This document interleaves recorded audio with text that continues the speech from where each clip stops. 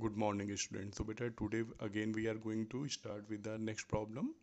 That is question number 13, which has appeared in the board examination of year 2013. Okay, you know that the topic is going on object passing, and if you have seen the problem, so then you know that this problem is also based upon the concept of matrix. Okay, children, if you will go through the problem, you will find that again two matrices are given, and we have to find their difference into a third matrix and return that matrix. Okay, so if you go through the class definition, you will find the name of the class is given as matrix.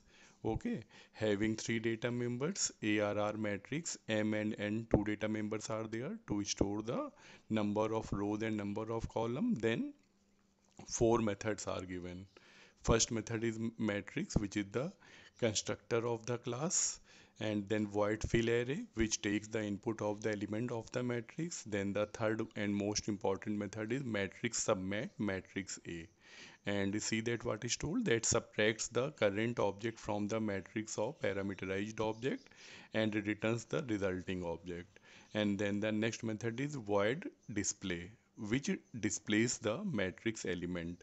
And after that, in at the last, children, what is told, that define the main function to create an object and call the function accordingly to enable the task. Okay, children, so when we go through the problem, we find that we have to look for the difference of two matrices. Okay, and now we come to the answer. Okay, so in the answer, children, you know that the first part is very easy one.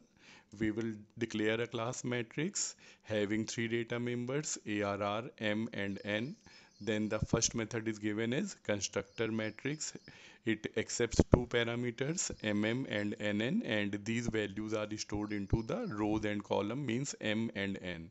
So here m and n are the data members of the class, and mm and nn, ठीक है, these are the parameters which store their values into the class data member. And when you will get the number of rows and column, after that, children, we will create the matrix. And you know that I have told you it number of times in class 11 that when you will allocate the memory for the matrix here inside the constructor, children, you will not use the square brackets here. Okay, after that, move to the next method, that is void fill array. So you know that what you have to do, you have to run two loops of x and y or r and c, means for row and column you will run two loops, and you will take the entry of all the elements in the matrix.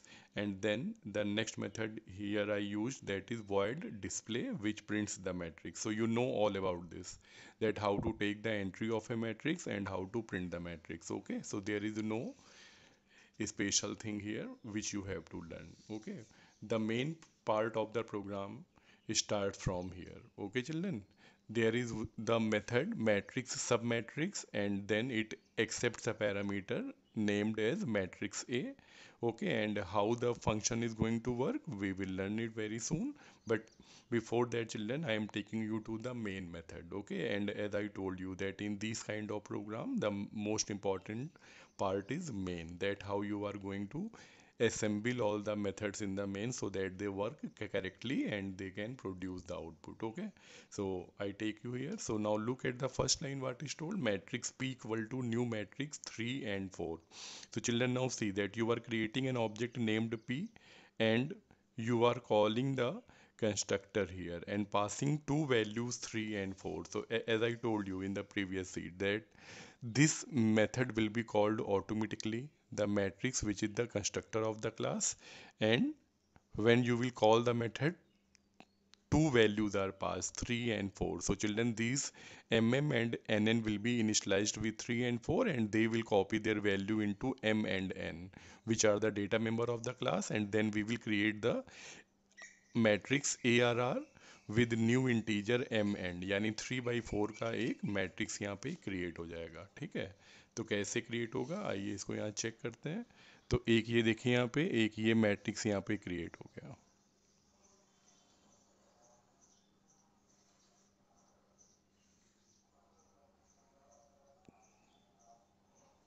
Okay, और इस matrix का नाम क्या है बेटा, P, और P के पास ही एक ए आर आर नाम का मैट्रिक्स होगा, 0 1 2 और 0 1 2 3। ओके, सो ये 4 रोज हो गए और 3 यहाँ पे, सॉरी 3 रोज हो गए, 4 कॉलम हो गए। और इस ऑब्जेक्ट का क्या नाम है बेटा, पी है। ऐसे ही आपने क्या किया, matrix cube equal to new matrix 3/4, एक और मैट्रिक्स क्रिएट किया।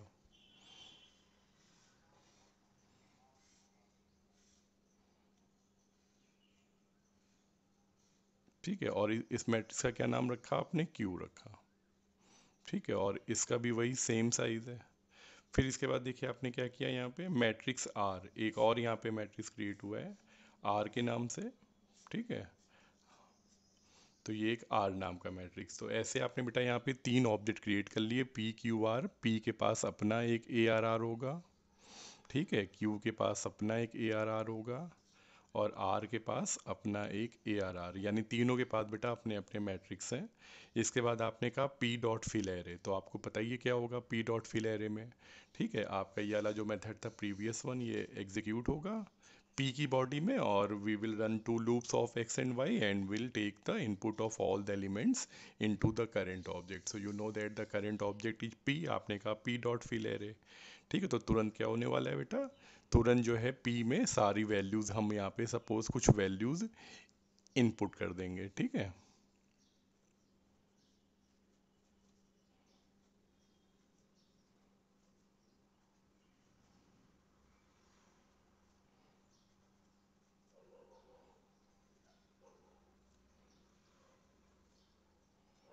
इसके बाद बेटा फिर आपने यहाँ पे क्या बोला, क्यू डॉट फिल एरे, तो वही सेम मेथड चलेगा बेटा क्यू की बॉडी में। और आप क्या करने वाले हैं, क्यू में भी सारी वैल्यू इनपुट कर देंगे। ठीक है, तो क्यू में जो सारी वैल्यू आप इनपुट करोगे, तो यहाँ पे भी हम लोग कुछ वैल्यूज़ यहाँ पे इनपुट कर लेते हैं।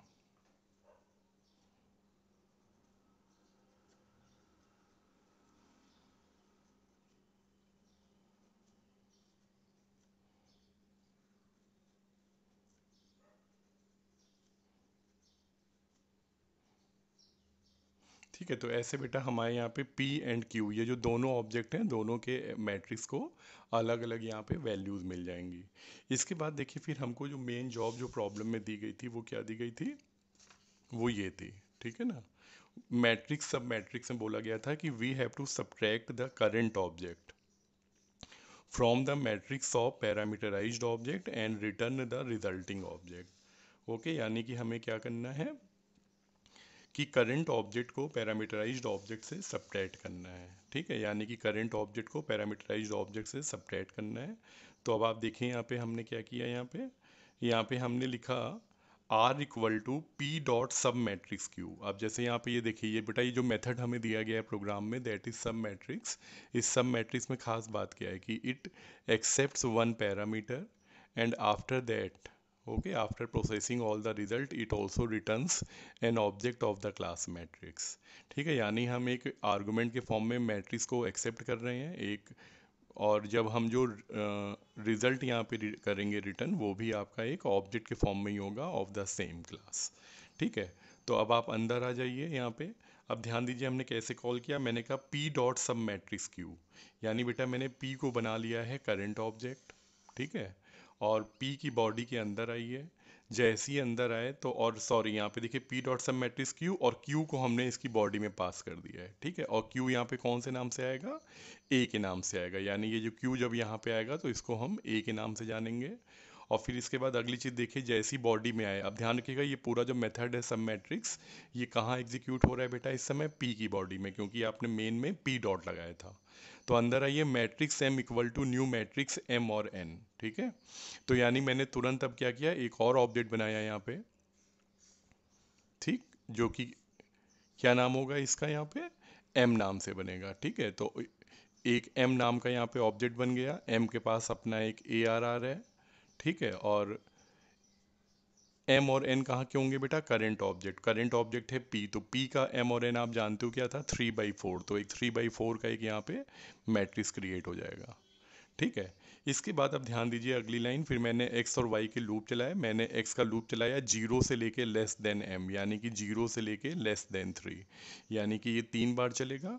और फिर वाई का लूप चलेगा जीरो से लेके लेस देन एन, एन की वैल्यू आपको पता है 4 है, तो जीरो से लेके लेस देन 4। और फिर अब देखिए यहाँ पे मैंने क्या बोला, M dot A R R X Y. तो आप समझ रहे हो कि पहली बार एक्स वाई की वैल्यू क्या क्या होंगी, 0 0 0 1 0 2 एंड 0 3। ठीक है, यहाँ पे भी 0 0 0 1 0 2 एंड 0 3। और यहाँ पे भी हमने यूज़ किया है 0 0 0 1 एंड 0 2 एंड 0 3। ठीक है। तो ऐसे बेटा ये 4 बार लूप चलेगा। और देखिए पहली बार बस खाली एक रो समझ जाएंगे आप, बाकी अपने आप क्लियर हो जाएगा। तो देखिए पहली बार क्या होगा, जब मैंने बोला M dot A R R X Y, यानी कि एम के ए आर आर 0 0 पे, ये देखिए ये है आपका वो सेल जो मैंने यहाँ पे एक लोकल ऑब्जेक्ट क्रिएट किया है। ठीक है। तो एम के 0 0 में A dot A R R X Y, A का जो ए आर आर है, ए कौन है बेटा, क्यू वाला, यहाँ के A R R X Y से, यानी 0 0 से minus A R R X Y. और देखिए ये जो थर्ड वाला जो ए आर आर है बेटा, इसके नाम के पहले कोई भी ऑब्जेक्ट का नाम नहीं लिखा गया है। ठीक है, यहाँ देखिए एम डॉट, यहाँ पे ए डॉट, तो एम डॉट क्या है, लोकल वाला, ए जो पैरामीटर पास हो के आया है यानी कि क्यू वाला। लेकिन ये जो थर्ड वाला मैट्रिक्स है ए आर आर, इसके पहले कोई हमने यहाँ ऑब्जेक्ट का नेम नहीं यूज़ किया। व्हाट इट मीन्स कि ये हमारे करंट ऑब्जेक्ट का है। करंट ऑब्जेक्ट कौन है, पी। तो यानी कि इससे पी वाला 0 0, पी का जो ए आर आर है वहाँ का 0 0 माइनस कर दो।